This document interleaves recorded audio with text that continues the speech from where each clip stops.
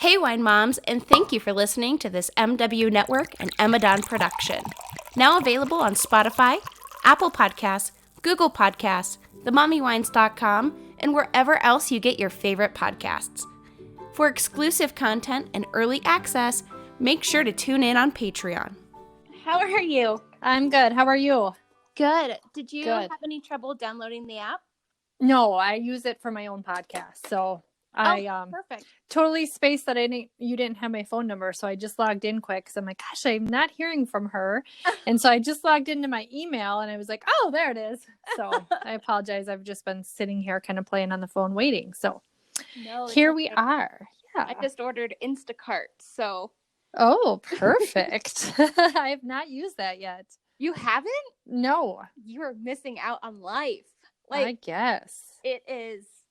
I am a crazy person. I am so busy with my business and my side projects like my podcasts, and having a 3-year-old who has about 3 to 4 minutes of cart time, I have to Instacart. There's no way I could live my life. Yeah. That's awesome. It's crazy because he goes to his dad's every other weekend. And people are like, oh, you must start, enjoying, because it's been about a year that he's been doing that. And they're like, oh, you must enjoy, the quiet time or whatever when people ask me like what I'm doing over the weekend. And I'm like, oh, my son's with his dad. But really, when he's gone is when I do like the most work. Oh, yeah, for sure. My son is now he'll be 17 at the end of the month, but his dad and I were never married. And when he was gone with his dad, I always worked. This was many, obviously 17 years ago, but he would work, or I worked a second job. At the time I was working in the corporate world and always worked a second job. And so I look back now and I think, now life is so different and there's more financial peace and there's more time and there's whatever. But I look back and I'm like, gosh, I wish I would have soaked up that time more that he was gone instead of like dreading that he was gone, Yeah. But I think it's because when he was gone was when I was I was working so much. So I can totally relate to that. Yeah. And it's like I deep clean my house. I edit all of my podcast episodes. I have recordings like we are today. Oh man, I have a home bookkeeping business. So I catch up on all like the financials of my clients. And it's like, I like the weekdays better than I like weekends. Yeah, that's funny. That's so funny, but totally understand. The saying goes, if you love what you do, you'll never work a day in your life. As a financial services consultant, I believe that to be true. For me, being a financial consultant is sharing my knowledge, skills, and experiences with others and watching them succeed in making their dreams become a reality.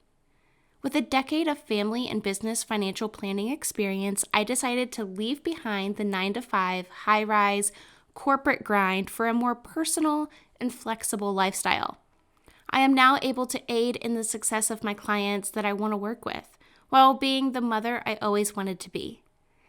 My firm, EDJ Consulting, specializes in small to medium-sized business bookkeeping and payroll processing.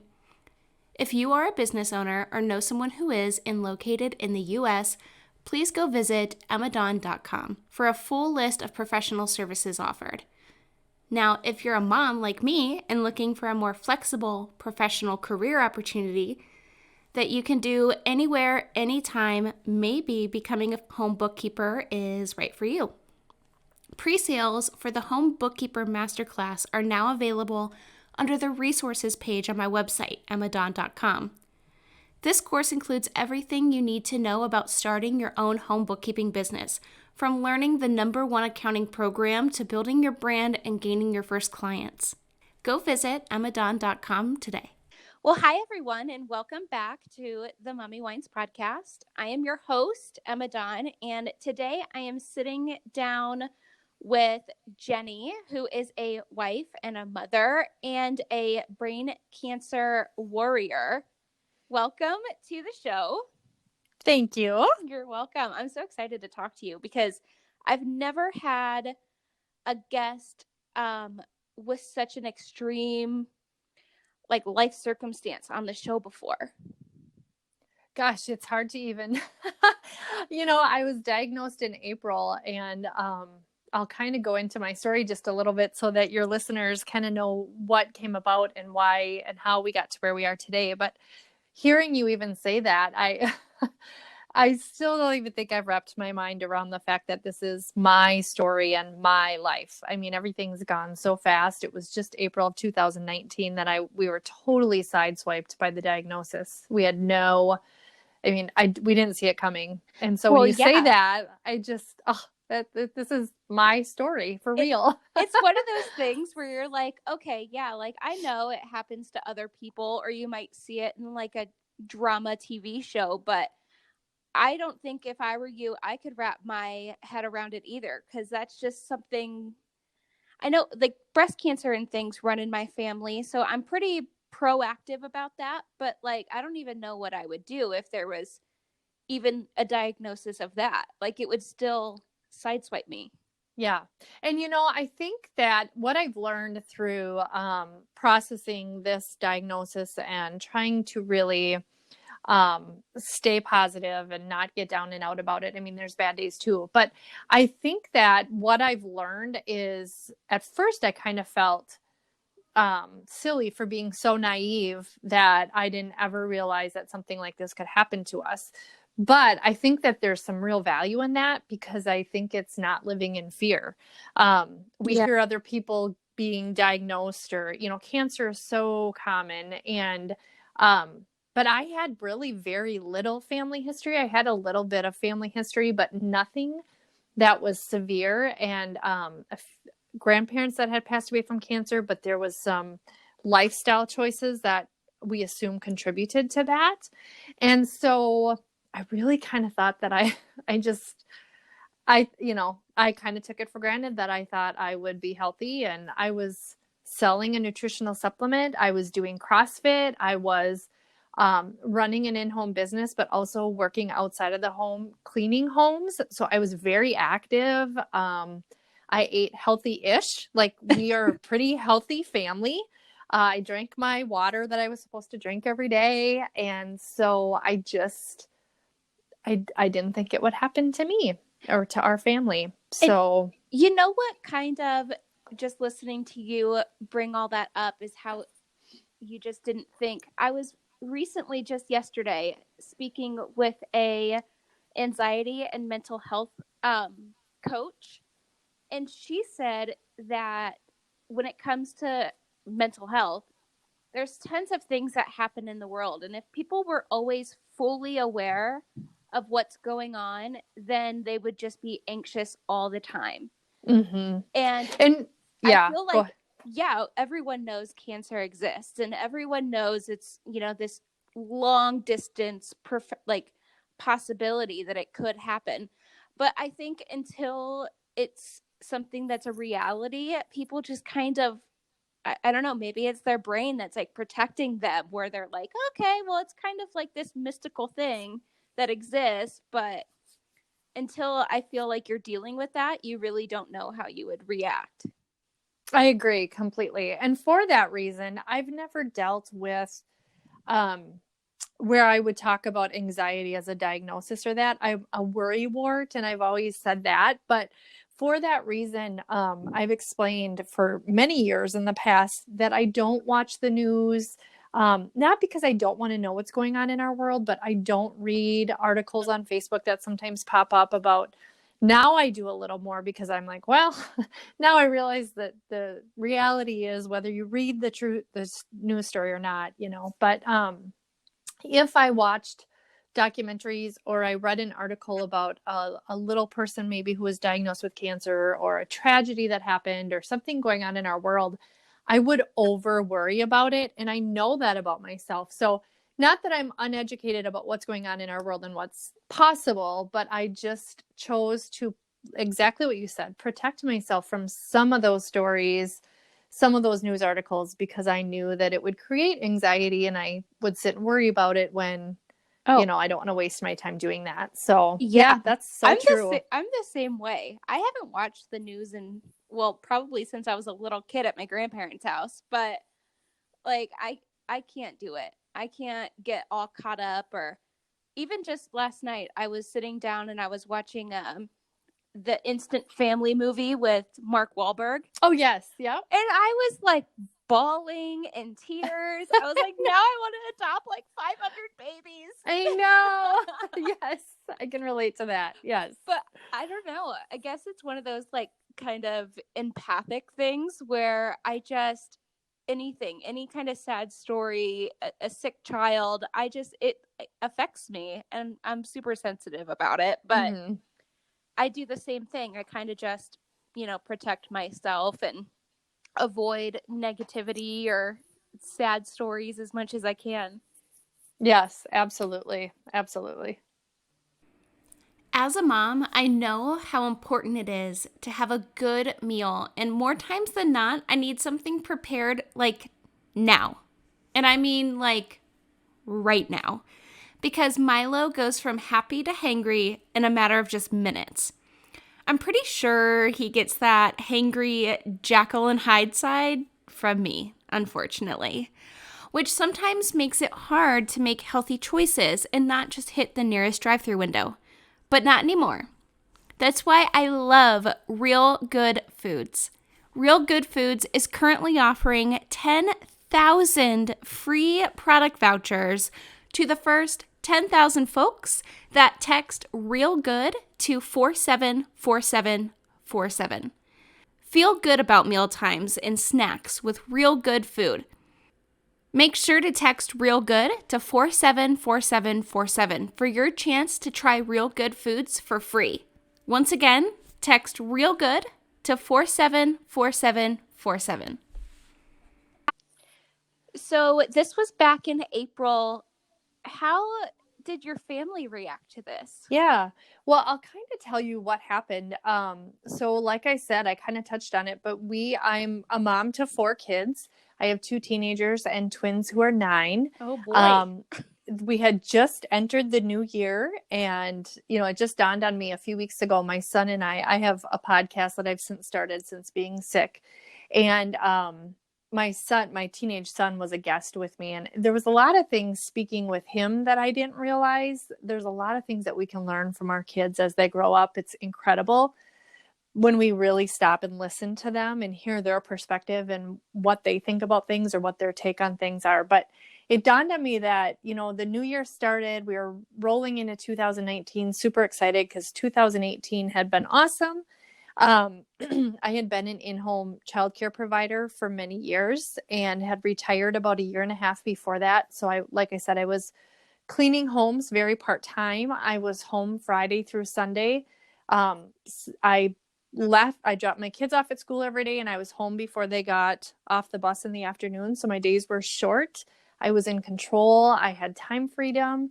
I was selling a nutritional supplement, and that was going amazing. I'm in year 5. I'm still doing that kind of. I'm not working right now, and that is still something that I have a team running, but it is hard to, it's a brain cancer diagnosis. So that's where my focus is. But Right. it was April 7th. So we were just kicking off the year, and I had just done a CrossFit workout on Wednesday before that, and I felt great. And Sunday, April 7th was a Sunday, I started having grand mal seizures here at home. And my family had been in Wisconsin visiting. They went back to hunt or cut wood and do some stuff like that at my husband's dad's farm. So I stayed back and probably got some work done or whatever. And so I called my girlfriend, who's a nurse, and I said, something's not right. I think I'm having seizures. And she's like, what do you mean? Because it was just so nothing like that. I had 2 fingers on my right hand, my pinky finger and my ring finger on my right hand that had gone numb. They were kind of tingly, and they had been that way for a few weeks, maybe going on 6 weeks. I'd gone to the chiropractor, and I was just like, oh, I'm getting older. I'll be 40 on this coming Wednesday. So I'm like, I'm approaching 40. I'm cleaning houses. I'm probably a pinched nerve. And I just kind of ignored it. Yeah. And we went into the emergency department that Sunday. I had a seizure in the waiting room. I was in the back part. They were trying to kind of rush me through, but and so my girlfriend witnessed that, and Mayo Clinic was amazing. They got everything happening very quickly. So my husband got there. We had an MRI because obviously they knew something was going on with the brain. And I don't know what I expected. And I don't remember a lot of this due to the trauma from the seizures, but also because I had surgery but to talk to my husband about it, because my husband then got there, and my husband was the one that got the news. They came in, it was approaching midnight, and they came in and said, we've got the results back, and we found a mass.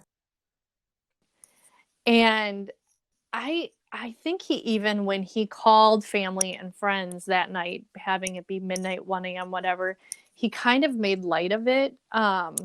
He didn't really, I mean, it was just so hard we're like, what? You just don't know how to process it. And Yeah. so I was in the hospital for a couple of days. They ran a whole bunch of tests. I was released on Tuesday and put on a high dose anti-seizure medication just to keep that under control. And then on Wednesday, we met with neurosurgery. And I just thought we were going to go in and they were going to say, okay, you have to have surgery. We're going to go in and take this tumor out. And then you'll be good to go. I had no idea. I didn't know anything about brain tumors.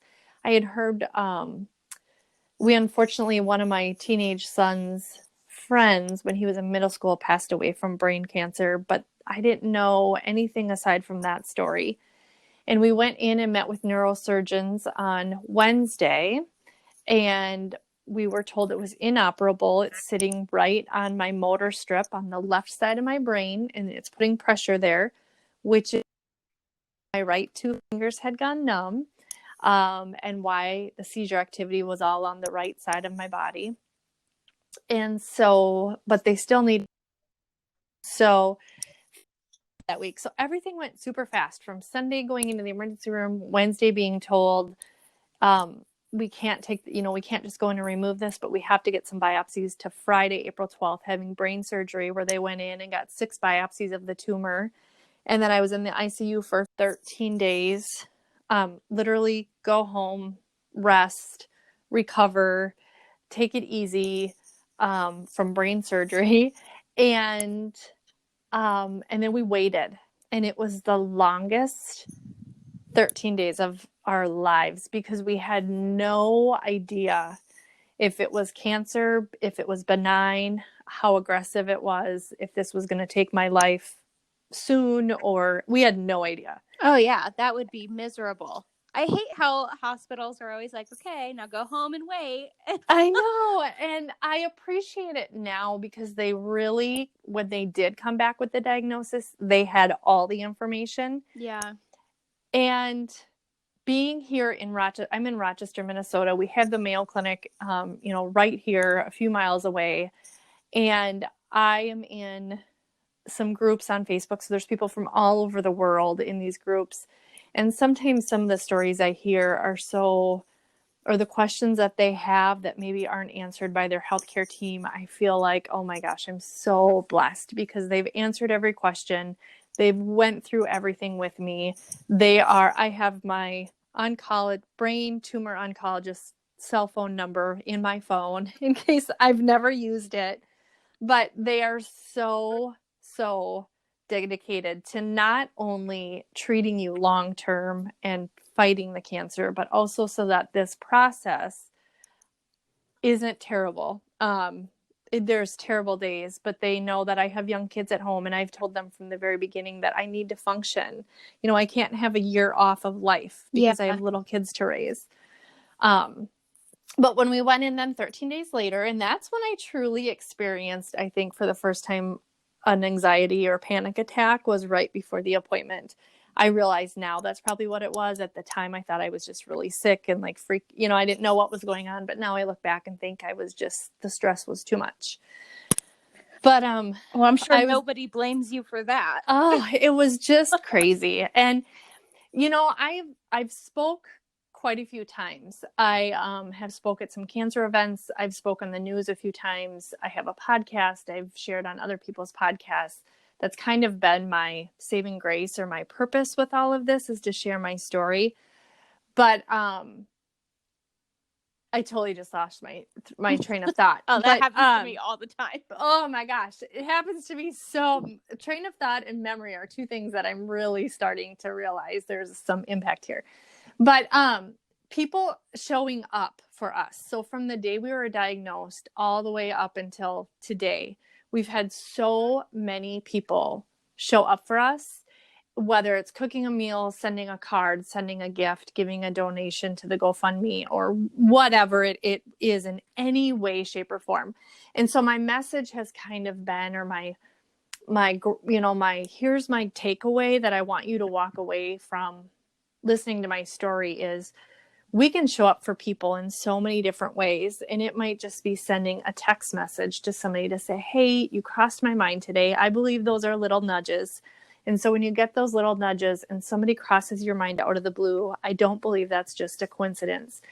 And I think that if we stop ignoring the nudges and we show up for people by, sending a text message, sending a card, giving a phone call, to let them know that they crossed your mind, you're thinking about them, you care about them, it can change somebody's day. It can change somebody's life. And so I've realized, and my family and I have worked on this in big ways as well, showing up for other people is so important, especially when you're walking a path like we are right now. Oh, yeah. It's make it or break it. It truly, truly is. We wouldn't be, and I wouldn't be as strong and in such a good place right now if it wasn't for all the people that showed up for us. It's incredible.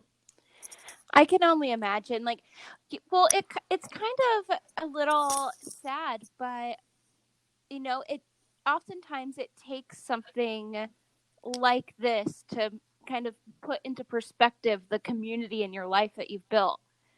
And, maybe if there wasn't a diagnosis, if it was just a random middle of the day on a Wednesday back, before all of this, maybe you wouldn't have had any text messages on your phone. But it kind of, I think, for everybody, kind of puts things into perspective, kind of that holiday season of giving, kindness kind of thing, maybe more outside of the holiday season, sending a text, like you said, or a letter, or maybe just being like, hey, do you want to go grab a lunch, or, things like that. Absolutely. And I think I'm so grateful. And in one of my speeches, I had taken the words F you cancer and changed it to thank you cancer. And then I had a list of things that I thanked cancer for, which sounds kind of crazy, but that's one of the biggest things is this diagnosis. And so the diagnosis is a grade 2. So a slow growing, not super aggressive. It's called an oligodendroglioma, which is not a super aggressive brain tumor. It requires treatment. It required 30 rounds of proton radiation. I'm 4 rounds into chemo. I have 2 rounds left.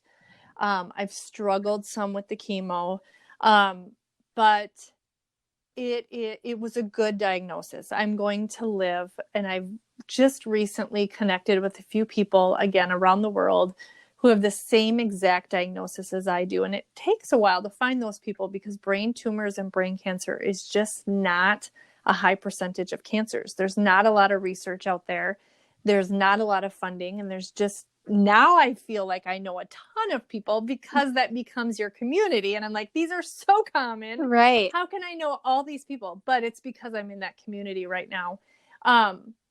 But these people have lived 10, 20 plus years, some with some reoccurrences and treatment again, some without. But my doctor had even told me that if my question, because you have to talk about that stuff, the tough stuff, like how do you ask, what is my prognosis, or how long am I going to live? Or, I've never been in that situation, but I needed to know those answers. And through a couple different conversations with a couple different doctors, I was told, one, none of us are guaranteed anything. So it may not be this brain tumor that takes my life in 20, 30 plus years. It might be a car accident or something else. None of us are guaranteed anything. So we need to live our life and we need to show up every single day. But number two, I was also told that, you know, if it comes down to just what is this tumor going to do to your life expectancy, my doctor said, I will confidently guarantee you that you will be there to watch your children get married. And that was a huge day for me, because that is what this all boils down to for me is I want to watch my kids grow up. You know, it's Yeah. changed everything that I thought I was. You know, I love being a business owner. I love being an entrepreneur. I want to write a book. I wanted to do all these things in life. And then it just really took all these like busy, busy, busy. We're always on the go. We have all these things to do. I like my house in order, and it just simplified and made everything so simple and easy. And the focus is on my kids. I want to be present and watch my kids grow up. And that's really, we all know that's what it comes down to. Yeah. That would But be it, the first thing I would think of if yeah. something like that were to happen. Like, what is my Luke going to do? Mm-hmm. Yeah. And I can't go too deep into this conversation because I get super emotional, but there were 13 nights, you know, of laying there praying to God, praying and begging and using every bargain chip I had to say, just don't take me yet. You know, Yeah. I need to be here for these people that I live with, that I adore. They're too little, you know, I don't want this to be their life story. And when I was first, well, actually, up until probably like a month ago, I was kind of sad that this was their part of their childhood story. That a year or so, a little more than a year out of their childhood is really watching mom do a lot of sleeping and a lot of appointments and all the meds and the chemo and just the tumor and just that we're so engrossed in right now. And it dawned on me around Christmas time, maybe a little before, that because this is part of my children's childhood and because so many people have showed up and because we discuss it so openly and we're so open about how blessed we are, I think it will change my children. I think that they will walk forward into life, and as they grow up, I think they're going to be the givers as well. Yeah. Not that they wouldn't have been anyway, but I just realized that there's so many blessings surrounding this hard part of our journey. Maybe it'll make them a little bit more cautious and, you know, make healthier, smarter choices in life and, you know, just kind of not be this, you know, black cloud. Maybe it'll be a little bit of an inspiration. I hope so. New year, new wine. And of course, I'm talking nakedwines.com. If you haven't tasted the delicious, independently crafted wines from boutique winemakers around the world, can you even call yourself a fellow wine mom? Debatable. But don't worry, I got you, girl. Use code MOMMYWINES50 or click the link in the show notes below to receive your first 6 bottles delivered right to your door for only $34.99. That's $34.99 for 6 bottles of wine delivered to your door with code MOMMYWINES50. You're welcome. I hope so. Yeah. And that's my whole goal in sharing my story and having others share their story and encouraging others to be open and be vulnerable. I'm very vulnerable on Facebook and Instagram with, okay, today was a tough day. I had one day where I posted, I just can't do this. It was just a really bad day. And of course, the outpouring of love is immense. And, but 99% of the time it's a positive story. We can't wait till it's done, but it's brought so many people into our lives, and I've gotten to do some really cool events. I'll be speaking again this Friday night and this Sunday. I'll be speaking in February, and, you know, being on your podcast and never have even met you in person, like just the people that it has connected me with. Yeah. And I've always loved meeting new people and connecting. it's incredible. And it's opened up, I mean, I have half a book written, not quite half a book written, but I finally sat down. I finally had a good topic and good content to finally sit down and like pour this out onto paper. And so it's not all bad. That's true. Now, you mentioned that you were partnered with like a health and nutrition company and you lived a healthy lifestyle before this diagnosis. Did you ever maybe second guess or consider not doing chemo? I didn't, because as we worked with I mean, of course you think through that, and we had lots of people with lots of strong opinions sharing that with us. But because I have so much faith in our medical team at Mayo, and because they described why, I mean, we asked the questions, why radiation and chemo? What if we didn't do this? What if we only did this? And we asked how much chemo, we asked all the questions. And the doctor, who is one of the top brain tumor team doctors at Mayo Clinic, is my primary care giver, at Mayo. And he had a whole explanation as into medical studies. He's been doing this for over 20 years, and he knows my type of diagnosis. And we could have made the choice to just do radiation and then do something alternative. But the chemo part that they've seen, he says, what we've seen over the last 20 years in the studies that we've done, as we followed people who have done this versus this versus this, is that chemo doubles your life expectancy. And for me, that was a no-brainer. No pun intended. Yeah. No-brainer. I mean, my kids are small. He promised that and again, that's where but I need to function. Yeah. I need to be able to, I can't take a year off. And so I've never gotten a full dose of chemo. I had one full round, which was 5 days in a row, the very first round of one kind of chemo. We started a month later. It was going to be another 5 days, and I had an allergic reaction on day one. So we had to go back to the drawing board. I've had a couple different allergic reactions to medications. And so I'm just one of those people. They're learning with me. And I don't tolerate, my pain tolerance and my not feeling well tolerance are very low. So, and I'm very honest. And that's what I would tell somebody with going through any medical thing, is to be open and honest with your care team. And they should work with you. And my care team has. So we switched to another chemo that is 3 parts, but they're only giving me one of the 3 parts, and they're confident that that one of 3 is still going to be effective. And we have MRIs to back that they are, or it is. And we've lowered the dose. I mean, because for a few weeks I do good, and then for a few weeks I don't do so good. And we have about 8 weeks in between rounds. And so, in my not doing so well is probably somebody else's, like, I don't know, you hear horror stories about chemo, and sometimes I feel like I'm being such a baby, but I need to function. So Yeah.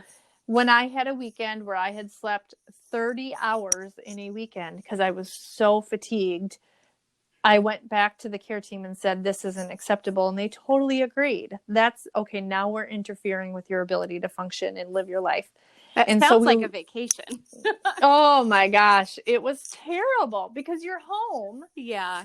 And you're here with your family.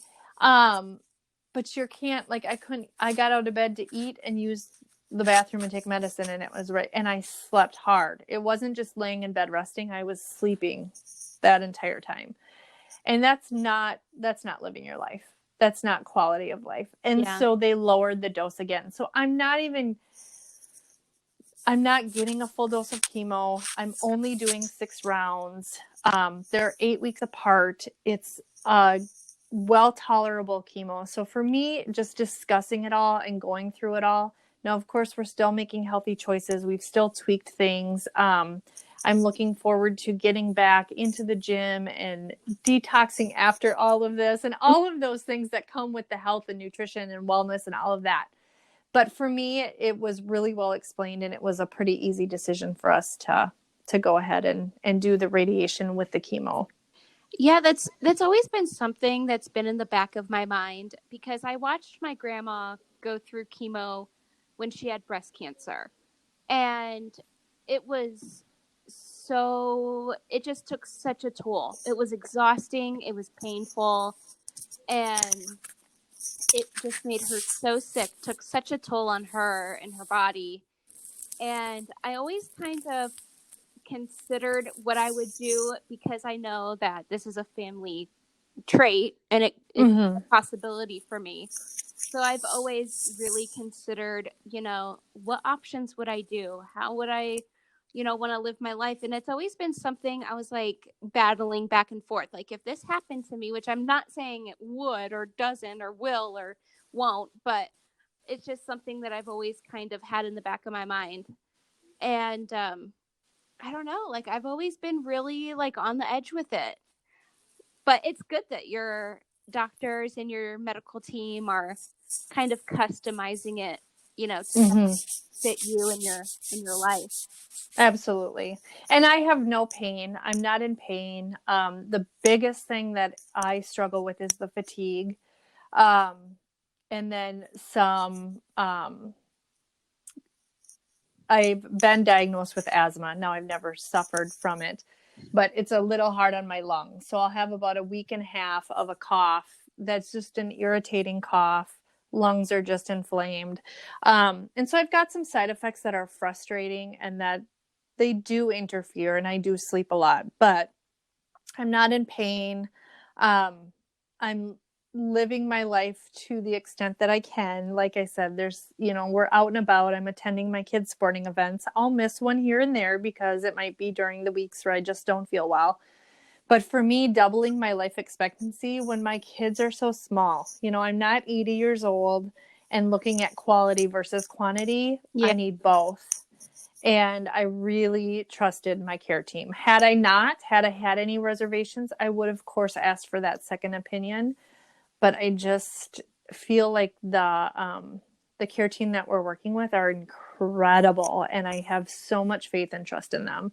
And I have people that I know so many people now. I didn't when we made the decision, but people now, like I told you, that I've connected with that have really good success stories. And so it just rebuilds that faith that we're doing the right things, making the right choices.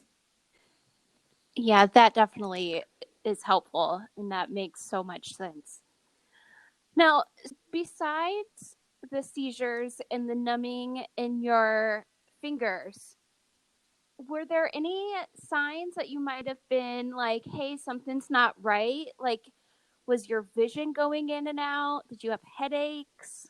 Nope, Like, nothing. it just kind of popped up one day and then you were told that this is what it is. There was some inflammation around the tumor.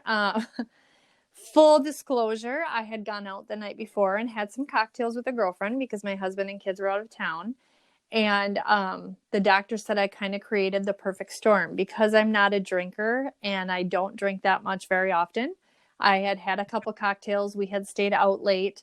So he said, when you were dehydrated, you've consumed some alcohol, and you were overtired, you created some inflammation in that area and kind of angered the tumor and kind of created the perfect storm for it to kind of rear its ugly head. And so, we were just in the Dominican Republic in February prior to being diagnosed. And again, another blessing. We're in the Dominican Republic. You don't drink enough water. You're eating different foods. You're out in the sun 24/7. You're drinking cocktails. And nothing. I didn't get sick on our trip. I didn't anything. And we're so lucky that it happened here at home in our country. Oh, yeah. I just, there's so many worse ways it could have happened. And so we're so blessed that it happened the way it did.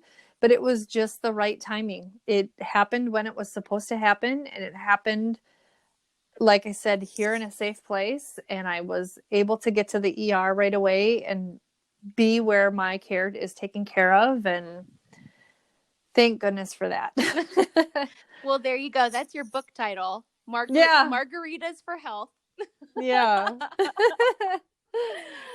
They, cocktails might have saved your life.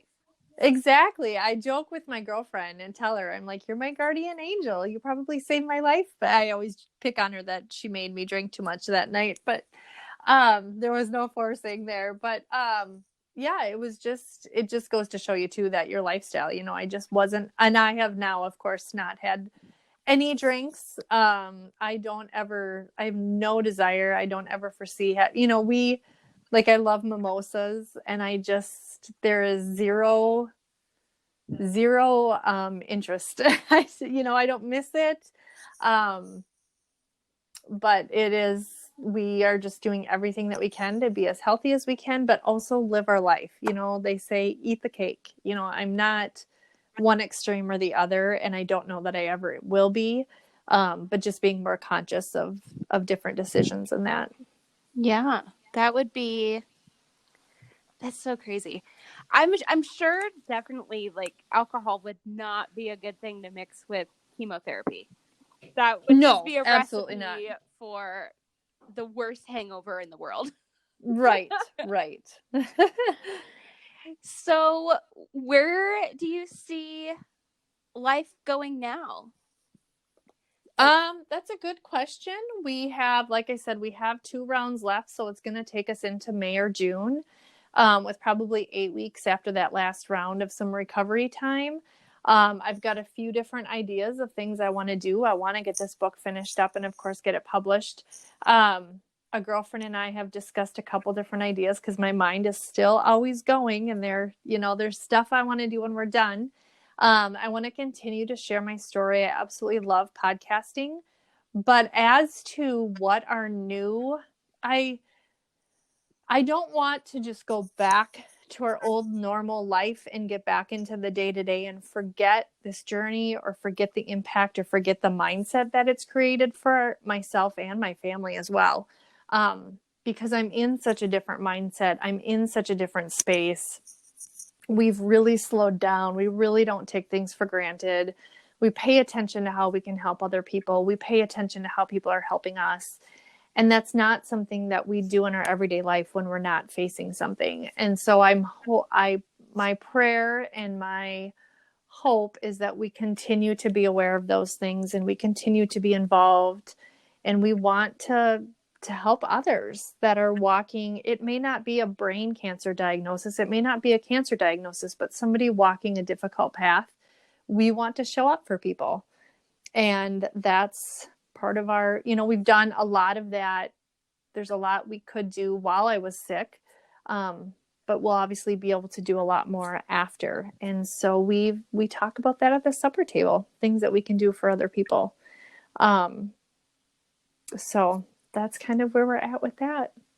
That's no true real answers, but lots of options. So, Are you a coffee lover just like me? Sipping my morning Java is the only way I can keep up with my toddler and busy lifestyle. That's why I love Coffee Over Cardio. Coffee Over Cardio is a premium coffee company started by female entrepreneur Abby Scott. Whether you love a good flavored blend or a strong roast, Coffee Over Cardio is ideal for any jitterbug. They are also carb-free, keto-friendly, sugar-free, and gluten-free. So pretty much that means they're completely guilt-free. Try Coffee Over Cardio's most popular flavors today: French toast and new Doctor's Orders vanilla hazelnut. Yum! Make sure to use code 10EMADON to save at checkout. Once again, that's 10EMADON at coffeeovercardio.com. Go ahead and share where the listeners can get in touch with you online, on social media. Absolutely. You can email me at steffesstrong@gmail.com. My last name is Steffes, Steffes. Anything hashtag Steffes Strong, you'll probably find us on Instagram or Facebook. We're on both. And they can, of course, reach out to you if they want to connect with you through me. But I love connecting with new people and meeting new people. They can find Steffes Strong on Facebook. I've started a page there, as well as my personal, account. And and I love to meet new people. And so for feedback or people to reach out, I as well have a podcast called Grace, Gratitude, and Perseverance. It is not just about cancer and brain cancer. It's different topics that I have either learned through self-development or Audible. I'm a huge Audible and podcast addict. Me too. But also interviews with other people who have walked through difficult paths. And when I hear their story and I meet them or have known them, they've done so with so much grace and they've persevered.